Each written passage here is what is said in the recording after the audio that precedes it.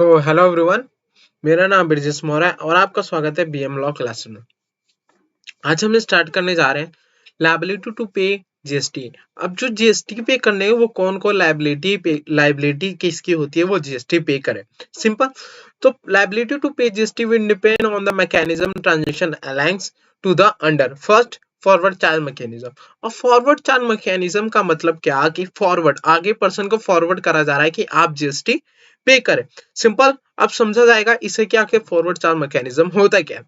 Forward charge or direct charge is the mechanism where the supplier of goods or service is liable to pay tax. Simple. अब forward charge या फिर direct charge का मतलब इसमें mechanism में क्या है कि जो सप्लायर है, जो गुड्स सप्लाई कर रहा है या फिर सर्विस सप्लाई कर रहा है वो लायबल होगा, वो टैक्स पे करेगा। क्या वो टैक्स पे करेगा टू द गवर्नमेंट।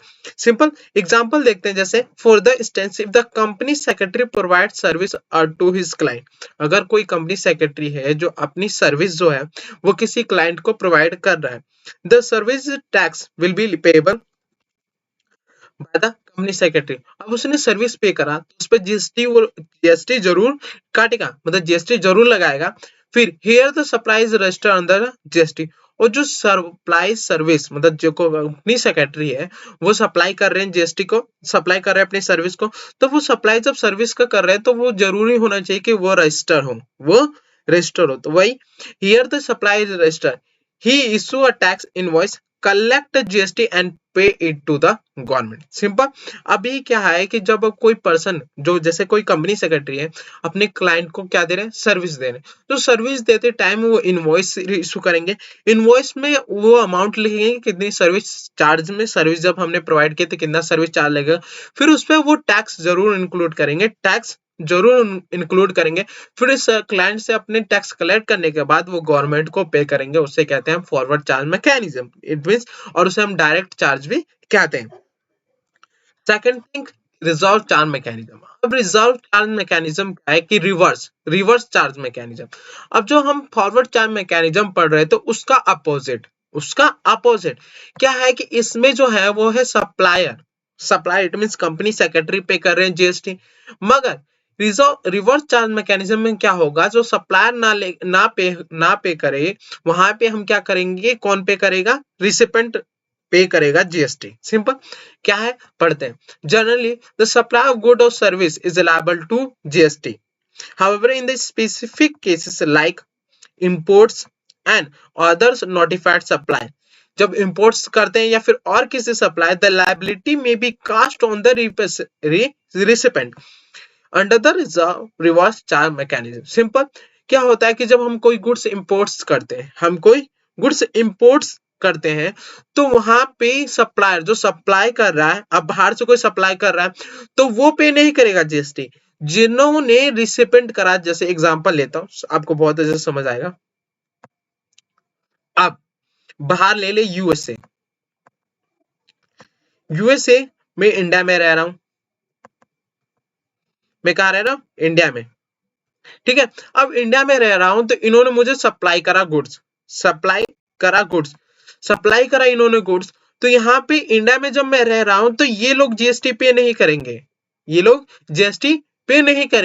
जीएसटी कौन पे करेगा, मैं, क्योंकि मैं इंडिया में रह रहा हूं और मैं कौन हूं, ये जो सप्लायर होगा और ये रिसिपेंट जो होते हैं वो पे करेंगे रिवर्स चार्ज मैकेनिज्म के अंदर, ना कि सप्लाई। इंपोर्ट के टाइम में कौन पे करेगा, रिसिपेंट। तो मैं रिसिपेंट हुआ तो मैं क्या करूंगा, गवर्नमेंट को टैक्स पे करूंगा, उसे कहते हैं रिवर्स चार्ज मैकेनिज्म। इसका मतलब सप्लायर ना पे करके कौन करेगा, रिसिपेंट, उसे हम रिवर्स चार्ज मैकेनिज्म कहते हैं। Reverse charge mechanism means the liability to pay tax on the recipient of the supply good or service instead of the supplier of good or service in the respect of the notified category of the supply. Here the supplier is not registered under the GST, hence he cannot issue a tax invoice and therefore the recipient pay the tax GST on the supplier on behalf of the supplier directly to the government. Simple. इसमें अब जब reverse charge mechanism में क्या है कि जो register है, जो सप्लायर है वो रजिस्टर नहीं होता अंडर। अब यूएसए के पर्सन जो है जो मुझे प्रोडक्ट सप्लाई कर रहे हैं वो थोड़ी ना हमारे इंडिया की जीएसटी में रजिस्टर होंगे, तो उनकी जगह पे हम जो रिसिपेंट होते हैं वो पे करते हैं जीएसटी टू द गवर्नमेंट। तो ये था हमारा रिवर्स चार्ज मैकेनिज्म। अब आगे चलते हैं। Exemption under the good and service tax, exemption under the good and service tax, simple. अब यहाँ पे दो वर्ड दे रहे, एग्जेम्पशन मतलब कि वो लायबल नहीं है कि वो टैक्स पे करे, वो लायबल नहीं है कि वो टैक्स पे करे, या वो गुड सप्लाई करे, या फिर होती है वो दो तरीके होती है। पहले जनरल एग्जेम्पशन, दूसरा स्पेसिफिक एग्जेम्पशन। पहला क्या होता है जनरल एग्जेम्पशन, दूसरा होता है स्पेसिफिक एग्जेम्पशन। अब जो जनरल एग्जेम्पशन होता है वो is granted by the notification as and is available to all person, it may be absolute or conditional, such exemption may be total or partial, simple। अब general जो exemption होती है वो हर एक पर्सन पे एप्लीकेबल होती है, हर एक पर्सन पे एप्लीकेबल होती है, और वो नोटिफिकेशन के द्वारा ग्रांटेड करी जाती है। अब ये या एब्सोल्यूट लो या फिर कंडीशन हो, या फिर इसे हमें पूरा एग्जेप्शन मिले या फिर पार्शली आधा एग्जेप्शन मिले, ये हो सकता है अंडर द जनरल एग्जेप्शन। मगर बात करते हैं स्पेसिफिक एग्जेप्शन की, also known as ad hoc exemption. जो स्पेसिफिक एग्जेप्शन होता है उसे हम एडहॉक एग्जेप्शन भी बोलते हैं। Is granted to a person under the circumstance of the exceptional nature by the special order, या फिर communicate to the party seeking exemption. Example charitable, educational, scientific research and defence purpose et cetera. अब क्या होता है जो notification general exemption होता है वो हम तब किसी पूरे के पूरे हर एक पर्सन पे एप्लीकेबल होता है, मगर जो स्पेसिफिक एग्जेम्पशन है या फिर स्पेशल ऑर्डर कह लें या फिर एडॉक एग्जेम्पशन कह लें, ये किसी स्पेशल पर्सन पे एप्लीकेबल होता है, किसी स्पेशल पर्सन पे ये एक्सेप्शन एप्लीकेबल होता है। जैसे यहाँ पर दे रखा है कोई चैरिटेबल का है, कोई एजुकेशन का है, कोई साइंटिफिक का, रिसर्च का, या फिर डिफेंस पर्पस के लिए, इन लोगों को ही ये एग्जेप्शन अवेलेबल है और किसी को अवेलेबल नहीं है, इसलिए इसे स्पेशल ऑर्डर द्वारा कम्युनिकेट करा जाता है। Now General central government also has the power to interrupt by an explanation to the provision of the notification or order at later date, but within the 1 year which has respective effect। Simple सी बात है, अगर कोई भी exemption दे रहे हैं तो उन सेंट्रल गवर्नमेंट के पास पावर है कि वो इंटरप्ट कर में समझा सके कि आखिर है क्या ये चीज, आखिर है ये क्या चीज, या फिर कोई भी नोटिफिकेशन कोई भी ऑर्डर दे सकते हैं, मगर जो वो ऑर्डर देंगे वो विद इन 1 ईयर के अंदर देंगे, विद इन 1 ईयर के अंदर देंगे जब से उन्होंने एग्जेप्शन या फिर जनरल एग्जेप्शन नोटिस दिया या स्पेशल ऑर्डर दिया है। ना central government state government based on the recommendation of the counselling, based on the recommendation of the counselling, first on taxable goods and service on any specific description. अगर किसी specific description के लिए है, it satisfy it is necessary to the public interest, अगर वो public interest के लिए जरूरी है, तो according to section 1, according to section 11 subsection 1, by notification, क्या है ये जनरल एक्सेप्शन है, बाय नोटिफिकेशन एग्जाम्प्ट जनरली, उसे एग्जाम्प्ट कर लिया जाएगा जनरली, या फिर एब्सोल्युटली जो ऑप्शनल नहीं होगा, आपको करना ही करना पड़ेगा, मिलेगा ही मिलेगा, और या फिर कोई कंडीशन दिया जाएगा कि कंडीशन होने के बाद ही वो एग्जेप्शन आपको मिलेगा। यहाँ पे पूरा टैक्स एग्जेम्पशन हो जाएगा, या फिर आधा के आधा टैक्स एग्जेम्प्ट होगा अंडर द नोटिफिकेशन जो दे रखा है सेक्शन 11 सबसेक्शन 1 में। Then by special order, by special order, अब क्या होता है कि हमने स्पेशल एडॉक एडॉक एग्जेम्पशन में पढ़ा, हमने स्पेसिफिक एग्जेम्पशन में पढ़ा। जो स्पेशल ऑर्डर या फिर स्पेसिफिक एग्जेप्शन है वो हमें सेक्शन 11 सबसेक्शन 2 के अंदर दिया जाता है और वो एग्जाम्प्ट होता है। Then, under the exceptional circumstances explicit specific in the such order and the whole tax, जो अगर वो एक्सेप्शनल देते हैं और कुछ सर्कमस्टेंस को दिए, कुछ हिस्सों में दिए जाएंगे, वो पूरा का पूरा टैक्स एग्जेम्प्ट करा जाएगा, ना कि पार्ट, पूरा का पूरा।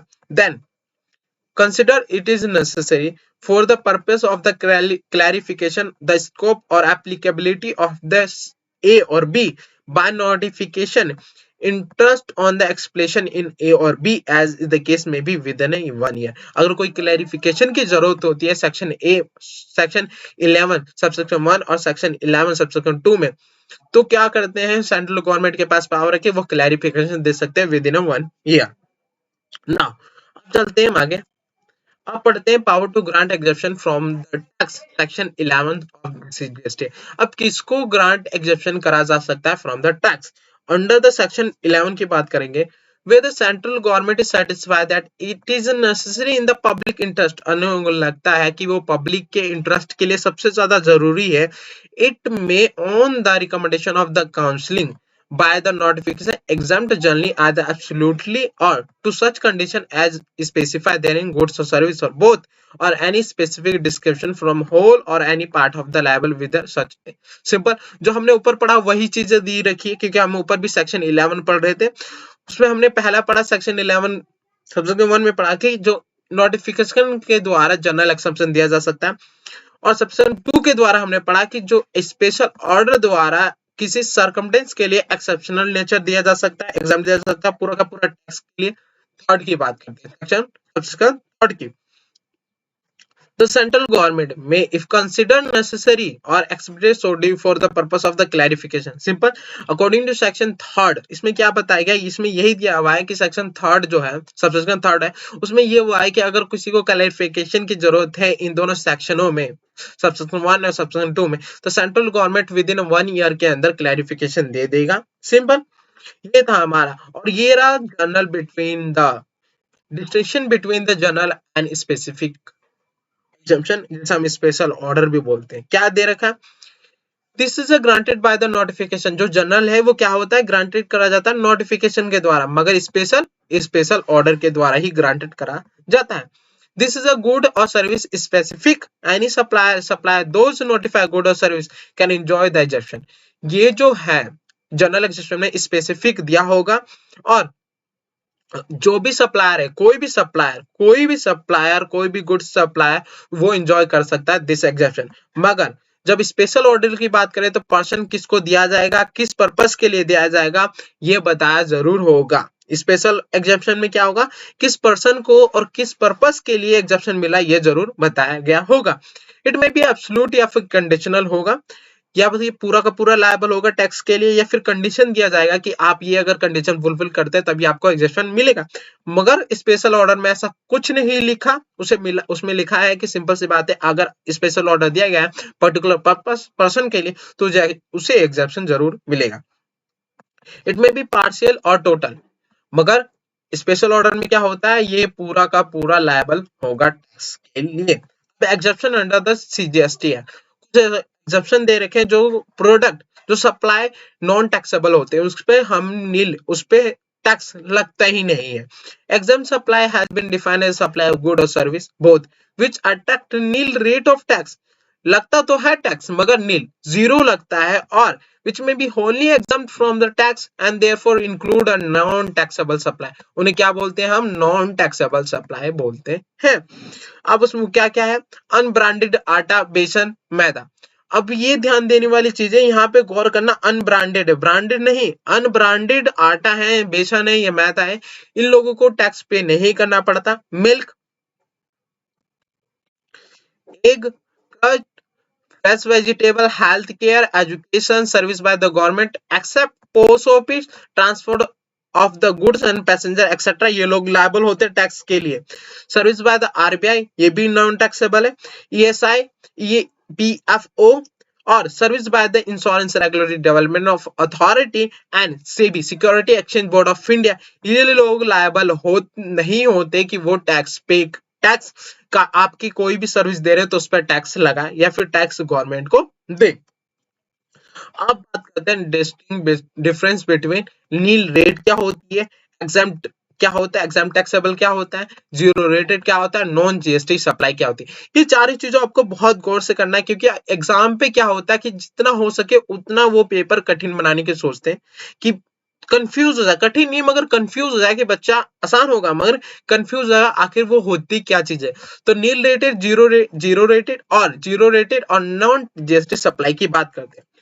जीरो रेटेड किसे कहते हैं, सिंपल, कोई भी एक्सपोर्ट हो रहा है, कोई भी एक्सपोर्ट कर रहे हैं, हम एक्सपोर्ट कर रहे हैं उस पे जीरो रेटेड, इसका मतलब जीरो रेट, उस पे टैक्सेबल नहीं लगता, जीरो रेट टैक्सेबल कहा जाता है। जैसे supply made to SEZ special economic zone और SEZ special economic zone developer हैं, उनको जीरो रेटेड टैक्सेबल कहा जाता है। वो एक्सपोर्ट पे जीरो रेटेड टैक्स लगता है।